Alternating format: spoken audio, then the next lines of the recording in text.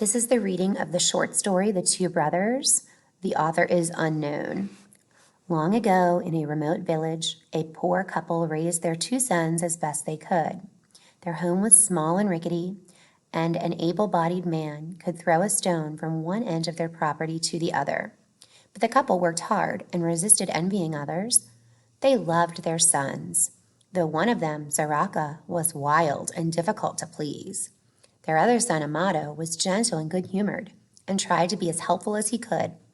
Though the boy had been born completely sightless or blind, this did not prevent him from taking part in the farming and the preparation of meals and the caretaking of their humble home. Zaraka was restless, dissatisfied, and he left home when he was only 9. Despite the difficulties he had caused his parents, they grieved to see him run off. They feared that his temper and impatience would lead him to trouble for himself and for others. Amato worked twice as hard to make up for his brother's absence and was a great comfort to his parents. The years passed, and Amato grew to be a strong and intelligent young man and was quite capable of taking care of himself.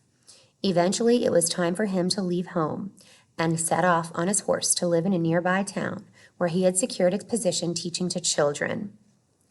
Though he could not read, Amato was knowledgeable on many subjects, including the cultivation of crops, the raising of animals, and the building of tools.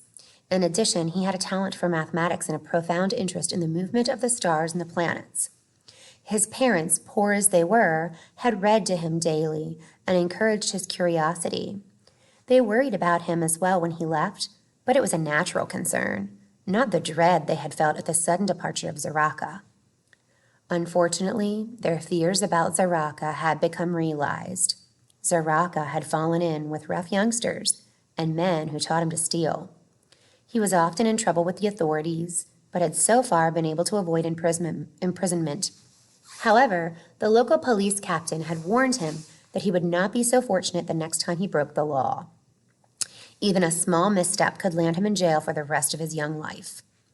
Amato, meanwhile, became a much-loved and highly regarded teacher. The initial skepticism felt by the town's parents, who could not imagine a blind man instructing their sons and daughters, soon turned to a profound satisfaction that their little ones were in the hands of a caring and learned man. Particularly pleased were the parents of youngsters who were prone to disobedience and roughness. Amato was adept in self-defense and could easily best any young child who thought he could take advantage of a blind man. But his greatest weapons were his humor and his enthusiasm for the subjects he taught. The children wanted nothing better than to share in this passion and to please him with their work. Zaraka lived not 10 miles from this brother's school, but they had not met in many years, and he knew nothing of his brother's whereabouts. He cared only for himself, and though his very freedom was in jeopardy, he was determined to again steal. As it happened, he heard of the blind teacher who held classes, and not knowing that this was his brother, he thought that he would have no problem stealing from such a person. He found the school's location and broke into the building in the middle of the night.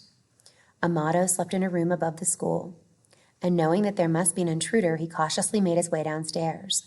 Zaraka did not recognize his brother and merely said, "Stand back, for I have no issue with you." Something in his voice made Amato tilt his head as if listening for a long-ago echo of the sound. He replied, "What is it you wish?" There were many things of value in the school, for though Amato only made a modest income, the families of the town were only too pleased to make gifts of pottery and art, curtains and furniture. Zaraka had already stuffed some of these goods into a large sack, but what caught his eye was the necklace that Amato wore. It was clearly a valuable piece, beautifully made and decorated with gems. This was a present from a wealthy family whose son, once bullying and disobedient, had become the joy of their lives under Amato's care. As soon as Zaraka stepped toward him, Amato knew what he wanted and slipped off the jewelry and held it out. Carefully, Zaraka reached for it, but Amato was fast and tightly grabbed his wrist. Zaraka groaned in pain and fell to his knees. Amato knelt in front of him, keeping secure his hold. Zaraka reached for a dagger at his belt, but his brother anticipated this and grabbed this arm too. After a moment, he suddenly realized both grips and reached He suddenly released both grips and reached to Zaraka's face. The scarred thief flinched, but Amato gently felt the man's forehead as if looking for something, which indeed he was. As boys, Zaraka had fallen from the roof of his family's house and sustained an injury to his head, which left a scar that, as was now plain, still remained. The blind man spoke. "You are my brother." At first, Zaraka did not know what to make of this strange statement, but then it came to him. This was indeed his brother, now after many years grown to manhood. Before he could respond, Amato gestured around the room. "Take what you need." The stunned man, breathing hard, looked around, then back at the gleaming necklace which Amato had placed back on himself. Just as Zaraka reached out cautiously, the door flew open and several policemen entered, led by the police captain. They had been monitoring Zaraka's comings and goings and followed him to this place. When they saw him with his hand near the blind teacher's throat, they swiftly grabbed the young criminal and threw him to the ground. The captain spoke. "Please forgive us for not arriving sooner, Master Amato. I see you are not harmed, and I assure you that this one," and he pointed to Zaraka, whose face was pushed to the ground, "will harm no one again." "Thank you, Captain. You are a credit to your profession, and you serve justice well. But I have a request. Please release this man so I may ask him something."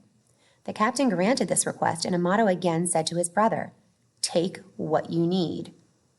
The words were said with such weight that all in the room were quiet, and Zaraka, sad, desperate, terrified Zaraka, was forced to think about what his brother truly meant. He looked at his kind, wise, strong brother, and all the years of living without a family, of being alone, of not having a real home pressed on his heart, and he blurted out, "I need my brother." And with that, he embraced Amato, who waved off the anxious and surprised police officers. "Dear Captain," said Amato, "this man is my family, and if I have earned your trust over the years, please release him to me. I will be responsible for his actions." The captain hesitated, but out of respect for Amato, granted this odd request. He and the others left, leaving the two brothers alone. "And now," said Amato, "there's something that I need from you." "What?" "Please, anything." Amato went to the corner of the room and with a graceful motion took down a straw broom that hung on the wall and tossed it to his brother. "I need to have this place cleaned and made orderly for my morning students." With a small, grateful smile, Zaraka went about repairing the damage that he had caused, as Amato went upstairs to his bed.